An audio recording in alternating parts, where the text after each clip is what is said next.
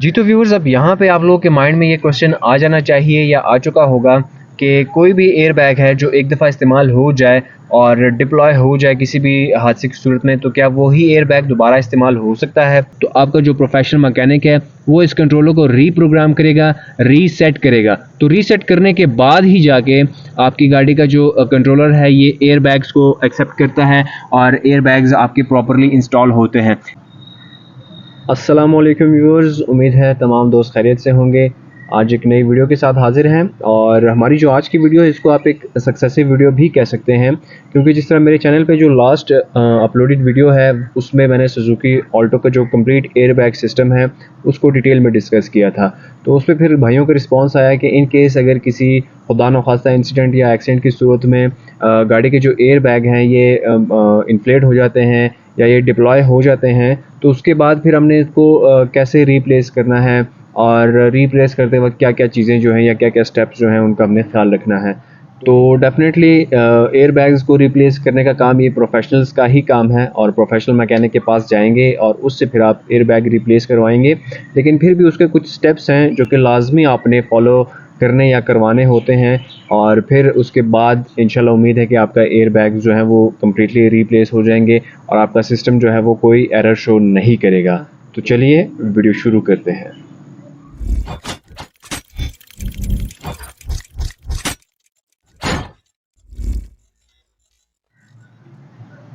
جی تو ویورز، اب یہاں پہ آپ لوگوں کے مائنڈ میں یہ کوشچن آ جانا چاہیے یا آ چکا ہوگا کہ کوئی بھی ایئر بیگ ہے جو ایک دفعہ استعمال ہو جائے اور ڈپلوائے ہو جائے کسی بھی حادثے کی صورت میں، تو کیا وہی ایئر بیگ دوبارہ استعمال ہو سکتا ہے؟ تو اس کا جواب ہے کہ نہیں. کوئی بھی ایئر بیگ جب ایک دفعہ استعمال ہو جائے، ایک دفعہ وہ ڈپلوائے یا پھول جائے، اس کے بعد وہ ایئر بیگ دوبارہ استعمال نہیں ہو سکتا. اس کو آپ نے ریپلیس کر کے اس کی جگہ نیا ایئر بیگ لگانا ہوتا ہے. اب وجہ اس کی کیا ہے، کیوں نہیں استعمال ہو سکتا؟ کہ جب خدا نخواستہ کسی حادثے کی صورت میں آپ کی گاڑی کے ایئر بیگ کا سینسر جو ہے وہ جب آپ کی گاڑی کے ایئر بیگ کو کمانڈ دیتا ہے اوپن ہونے کی، تو اس کی رزلٹ میں ایک چھوٹا سا کیمیکل ریئیکشن ہوتا ہے، اور وہی کیمیکل ریئیکشن نان ریورسیبل یا وہ ایک ہی دفعہ ہوتا ہے، اور اس کیمیکل ریئیکشن کے رزلٹ میں نائٹروجن گیس بنتی ہے، اور آپ کا جو ایئر بیگ ہے جب ایک دم سے پھولتا ہے تو اس کے اندر وہی نائٹروجن گیس ہوتی ہے، اور وہ پھر آہستہ آہستہ نکل جاتی ہے. جب ایکسیڈنٹ کو تھوڑا سا ٹائم گزر جائے تو آپ کا ایئر بیگ جو ہے وہ دوبارہ ڈیفلیٹ ہو جاتا ہے.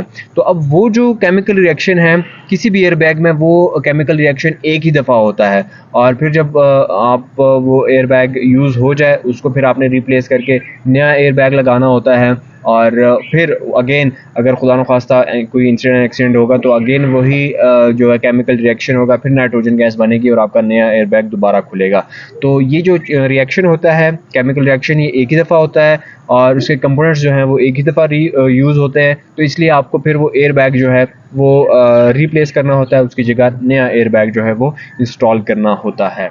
جی تو ویورز، اب گاڑی کے ایئر بیگ ریپلیس کرنے کا جو ایک proper step by step procedure ہوتا ہے وہ یہ ہے کہ سب سے پہلے آپ نے گاڑی کے جو بیٹری ہوتی ہے اس کے دونوں ٹرمینلز کو ریموو کرنا ہوتا ہے، اور آپ کہہ سکتے ہیں کہ مطلب بیٹری کو ڈسکنیکٹ کر دینا ہوتا ہے. اور تقریباً آپ جب بھی ایئر بیگ ریپلیس کروا رہے ہیں یا کوئی بھی الیکٹریکل کام کروا رہے ہیں اپنی گاڑی کا میجر الیکٹریکل کام، تو ریکمینڈ کیا جاتا ہے کہ آپ نے اپنی بیٹری تقریباً 2 سے 3 منٹ پہلے ہی جو ہے اس کو آپ نے ڈسکنیکٹ کر دینی ہوتی ہے. تو سب سے پہلا سٹیپ ہو گیا، آپ نے گاڑی کی بیٹری ڈسکنیکٹ کر دی. گاڑی کی بیٹری کو ڈسکنیکٹ کرنے کے بعد آپ کا جو دوسرا سٹیپ ہے وہ یہ ہے کہ آپ نے گاڑی کے جو ایئر بیگز جو آلریڈی یوز ہو چکے ہیں، آپ نے ان ایئر بیگز کو، اگر اس کے ساتھ ساتھ ڈیش بورڈ کے کسی کمپوننٹ کو نقصان پہنچا ہے تو اس کمپوننٹ کو بھی آپ نے ریموو کر دینا ہوتا ہے. اور اس کے پراپر جو ہے نا ایئر بیگز کے پراپر پیچھے کلپس بنے ہوتے ہیں، تو ان کلپس کو آپ ان پلگ کرتے ہیں سمپل، اور آپ کا ایئر بیگ نکل آتا ہے. تو آپ نے جو بھی ایئر بیگ ہے جو یوز ہو چکا ہے، چاہے وہ ڈرائیور سائڈ کا یا پیسنجر سائڈ کا، آپ نے اس ایئر بیگ کو ان پلگ کر دینا ہوتا ہے. بلکہ خیر وہ تو آپ کے پروفیشنل ان پلگ کریں گے. تو دوسرا سٹیپ آپ کے ہو گیا جو یوزڈ ایئر بیگ ہیں، جو انفلیٹڈ ایئر بیگز ہیں، ان کو ان پلگ کرنے کا اور ان کو ریموو کرنے کا. اور اس کے بعد جو تھرڈ سٹیپ ہوتا ہے وہ ہوتا ہے آپ کے گاڑی کے جو سینسر ہے جو کہ آلریڈی یوز ہو چکا ہے. ڈیفینیٹلی جب آپ کی گاڑی کا خدا نخواستہ کوئی انسیڈنٹ ایکسیڈنٹ ہوتا ہے تو آپ کی گاڑی کا جو ایئر بیگ سینسر ہوتا ہے یہ بھی یوز ہو چکا ہوتا ہے, یہ بھی ڈیمیج ہو چکا ہوتا ہے. تو جس طرح یہ آلٹو کا ایئر بیگ کا سینسر ہے تو آپ نے یہ جو سینسر ہوتا ہے یہ بھی ریپلیس کروا دینا ہوتا ہے. یہ یہاں پہ آپ کو نظر آ رہا ہے یہ والا بلیک کلر کا. تو آپ نے جو گاڑی کا ایئر بیگ سینسر ہے اس کو بھی ریپلیس کر دینا ہوتا ہے اور اس کی جگہ نیا سینسر جو ہے وہ آپ نے انسٹال کروا دینا ہوتا ہے. تو یہ تیسرا سٹیپ ہو گیا, پہلا بیٹری ریموو کرنے کا, دوسرا استعمال شدہ ایئر بیگ ریموو کرنے کا, تیسرا آپ کا سینسر ریپلیس کرنے کا. 3 سٹیپ ہو گئے. اور اس کے بعد ویورز جو آپ کا چوتھا سٹیپ ہے اس سٹیپ میں آپ نے اپنی گاڑی کے نئے ایئر بیگز یا پیکڈ ایئر بیگ جو ہیں وہ لگا دینے ہوتے ہیں. اب آپ کی گاڑی اگر آلٹو کی بات کریں تو اس کے دونوں ایئر بیگز اکٹھے ہی ڈپلوائے ہوں گے, اکٹھے ہی کھلیں گے. تو آپ نے دونوں ایئر بیگز وہ نئے لگانے ہوتے ہیں اور یہ سمپل ایک آپ کہہ سکتے ہیں کہ پلگ اینڈ پلے پروسیجر ہوتا ہے یا سٹیپ ہوتا ہے کہ آپ نے جو ہے وہ پرانے ایئر بیگ ریموو کیا ہوا آلریڈی, آپ نے نیا ایئر بیگ جو ہے وہ لگایا, اس کے اپنے پلگز بنے ہوتے ہیں. سمپل آپ نے پلگز کو لگا دیا, پلگ کر دیا اور اس کے بعد آپ نے وہ ایئر بیگ فٹ کر دیا تو آپ کا ایئر بیگ جو ہے وہ انسٹال ہو جاتا ہے. اس سائڈ پہ بھی پلگز بنے ہوتے ہیں, سمپل اپنی جگہ پہ آپ نے اس کو صرف پلگ کرنا ہوتا ہے. اور اسی طرح دوسری سائڈ جو پیسنجر سائڈ ہے وہاں پہ بھی پلگز بنے ہوتے ہیں. تو سمپل یہ ایک پلگ اینڈ پلے پروسیجر ہے. آپ کا چوتھا سٹیپ کہ آپ نے نئے ایئر بیگز جو ہیں وہ انسٹال کر لینے ہوتے ہیں.